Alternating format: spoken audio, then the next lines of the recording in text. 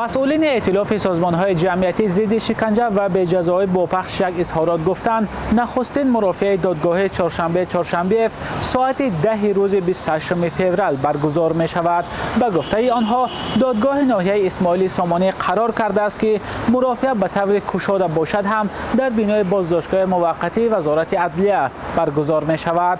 نمایندگان دادگاه سبب این تصمیم را شرح ندادند، ولی ائتلاف ضد شکنجه روز 23 فوریه از قبل مقامات نوشت احتمال جمع شدن مردم زیاد در نزد دادگاه وجود دارد و این حالت می تواند به محاکمه درست و سریع پرونده خلل رساند. وکیلان از ائتلاف سازمان‌های ضد شکنجه گفتند بررسی پرونده در فضای باز یکی از کفالت‌های اساسی دسترسی به حقوق و عدالت دادگاهی است و محاکمه پرونده در بینای بازداشتگاه دسترسی رسانه‌ها و جامعه را محدود می‌کند. تصمیم دادگاه ناحیه اسماعیل سامانی برای گذراندن مرافعه چهارشنبه در بینای بازداشتگاه امکان شرکت نمایندگان رسانه‌ها را مشکل می‌کند، چون به نوشته ائتلاف بینای بازداشتگاه محافظت شونده است و برای وارد شدن به آن و شرکت در مرافعه اجازت پیشکی ضرور می‌شود.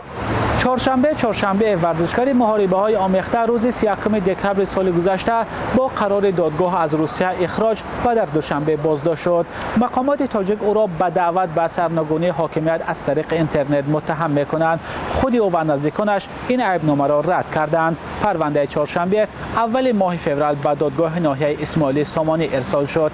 در آغاز مقامات تاجیک نسبت چهارشنبه با دو ماده کدکس جنایی، یعنی برانگیختن کینه عداوت ملی و مذهبی و دعوت به سرنگونی حاکمیت پرونده باز کرده بودند، ولی بعداً اتهام برانگیختن کینه عداوت ملی و مذهبی از پرونده چهارشنبه حذف شد. ولی صرف نظر از این، از روی اتهام دعوت به سرنگونی حاکمیت چهارشنبه را سالهای طولانی زندان تهدید می‌کند.